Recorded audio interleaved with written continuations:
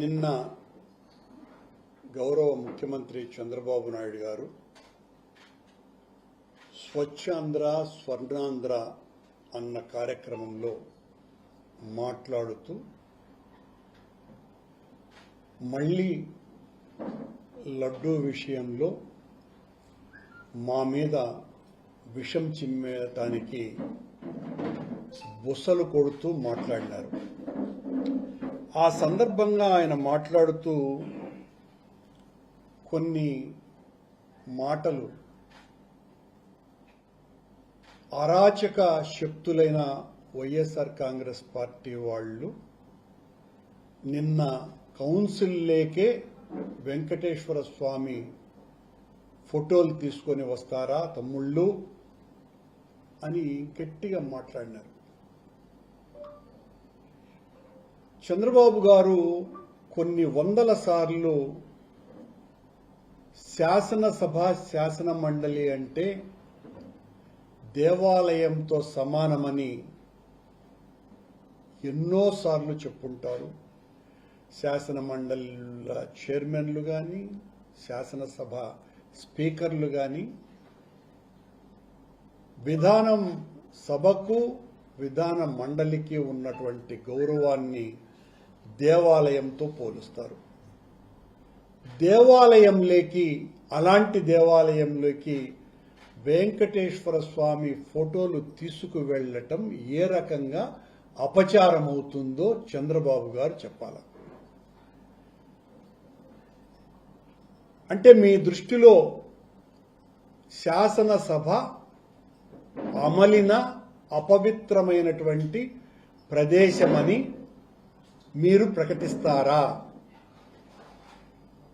భగవంతుని పట్ల మీరు అపచారం చేశారని శాసనసభలో నిరసనలకు దిగేటువంటి కార్యక్రమాలలో భాగంగా వెంకటేశ్వర స్వామి ఫోటోలను మా వాళ్ళు తీసుకువెళితే మీరు శాసన మండలిని అవమానపరిచేటట్టుగా దాంట్లోకి భగవంతుడిని తీసుకువెళ్తారా అని మాట్లాడడం, దాని మీద మీ వాళ్ళంతా పెద్ద రాద్ధాంతం చేయటం. సరే, ఇలాంటి ఫోటోలే కాదు, విగ్రహాలు తీసుకొని మీరు ఎన్నిసార్లు ప్రైమ్ మినిస్టర్ దగ్గర నుంచి కేంద్ర మంత్రుల వరకు బూట్లు ధరించి మీరు మీ మంత్రివర్గ సహచరులు ఈ 30 సంవత్సరాల కాలంలో ఎన్నిసార్లు మీరు బోట్లతో వెంకటేశ్వర స్వామి విగ్రహాలని ఇతరులకు ప్రజెంట్ చేశారో లోకమంతా చూసింది. అలాంటి మీరు వైసీపీ వాళ్ళేదో చాలా పెద్ద అపచారం చేసినట్టుగా ఇష్టం వచ్చినట్టుగా మీ పత్రికలలో మీ ప్రసార మాధ్యమాలలో రాయిస్తున్నారు. నిన్న సభలో ఆయన గొప్పతనాన్ని గురించి ఆయన చెప్పుకుంటూ పోతూ, నేను క్లైమోర్ మైన్స్ 23 పేలులై నా మీద నేను లెక్క చేయలేదు, సాక్షాత్తు వెంకటేశ్వర స్వామి దిగొచ్చి నన్ను కాపాడినాడు అంట. వెంకటేశ్వర స్వామి దిగొచ్చి ఈయన్ను కాపాడినాడు. మరి 23 క్లైమోర్ మైన్స్ మీ మీద ఎందుకు పేలినాయి? మీ చెయ్యి ఎందుకు ఇరిగింది? ఆ చెయ్యి 6 నెలలు కట్టు తీయకుండా ఆ చెయ్యి అట్లే పెట్టుకున్నారు కదా. మరి భగవంతుడు మీ పాపాలను చూసి ఆ పని చేసి ఉండొచ్చునని అనుకోవచ్చు కదా. దానికేమో సమాధానం మీరు. ఆయన కాపాడినారు, అది కూడా కొండ మీద నుంచి దిగి ఒరువర్రి మా బాబుకు ఈ రకంగా పేల్చినారయ్యా అని కొండ మీదకి దిగి ఆయన హస్తం ఇచ్చినారట. నిన్న అదే సభలో ఆయన మాట్లాడిన మరొక తమాషా మాట, శివుడి మెడలో పాము చూసి ఏం చేయాలా అనుకుంటారంట భక్తులు. కానీ నేను అలా అనుకోను. శివుడి మెడలో పామును చూస్తే శివుడికి ఒక నమస్కారం పెట్టి పామును బయటికి తీసుకొని వచ్చేసి దాన్ని ఏం చేయాలనో అది చేస్తాను అన్నాడు. ఇది ఆ భక్తి అంటే. శివుడి మెడలో ఉండేటువంటి పాము కూడా దైవ స్వరూపం. దైవ స్వరూపం కాబట్టే సాక్షాత్తు శివుడి మెడలో అలంకరణగా అది ఆభరణంగా ఉంటుంది. దాన్ని చూసి భక్తులు ఏం చేయాలా అని అనుకుంటారంట. ఈయన అలా అనుకోకుండా ఆ పాముని తీసి బయటికి తీసుకుని వచ్చి ఏం చేయాలనో అది చేస్తారంట. అంటే ఏం చేస్తారు? ఏమన్నా చితికి కొట్టి చంపేస్తారా? అంటే అదే అర్థం వస్తుంది కదా. ఏం చేయాలనో అది చేస్తాను అంటే, లేదేమన్నా చైనా వాళ్ళ మాదిరిగా ఏమన్నా చేస్తారా ఆ పామును తీసుకొని అనే అనుమానం వస్తోంది కదా. ఏంది చంద్రబాబు గారు ఏం మాట్లాడుతున్నారు? శివుని మెడలో, ఆ స్వామి మెడలో ఉన్నటువంటి నాగస్వామిని గురించే ఇంత అపచారకృతంగా మాట్లాడటం అంటే అది మీకే చెల్లింది.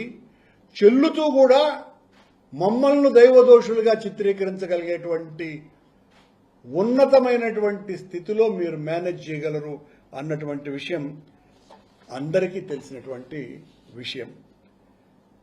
ఈయన ఎన్డీడీబీలో రిపోర్ట్లు చూసి ఆ నెయ్యిలో ఆవు కొవ్వు కలిపినారని నేను చెప్పినాను. లేనిపోని సమస్యలు సృష్టించడానికి వైసీపీ వాళ్ళు సుప్రీంకోర్టుకు పోయినారంటండి. లేనిపోని సమస్యలు సృష్టించడానికి సర్వోన్నత న్యాయస్థానానికి ఎవరైనా వెళ్తారా?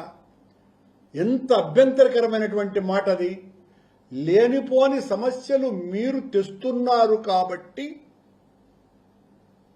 మా వాళ్ళు సర్వోన్నత న్యాయస్థానమైన సుప్రీంకోర్టుకు వెళ్ళినారు.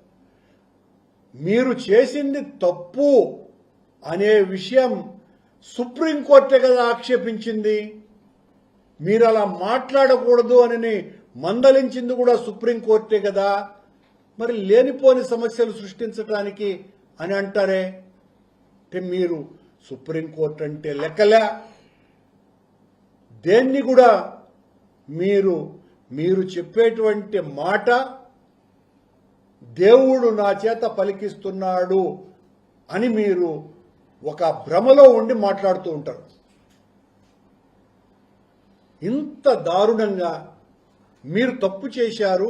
మీరు తప్పు చేసిన తర్వాత సుప్రీంకోర్టు పర్యవేక్షణలో ఉన్నటువంటి సిబిఐ సిట్ అందులో ఏ రకమైనటువంటి ఆవు కొవ్వు పంది కొవ్వు లేదు అని తేల్చినారు. తేల్చటమే కాకుండా దీనికి వైసీపీ నాయకులకు ఏ సంబంధము లేదని చెప్పినారు. ఇన్ని చేసిన తర్వాత చెప్పిన తర్వాత కూడా ఇప్పుడు మళ్ళీ నేను ఇన్ని రోజులు గమ్మున్నే ఉన్నా, అందువల్ల ఇప్పుడు మాట్లాడకుండా ఉండే ప్రసక్తి లేదు తమ్ముళ్ళు అని మళ్ళీ తప్పుడు ప్రచారం ఎత్తుకున్నారు.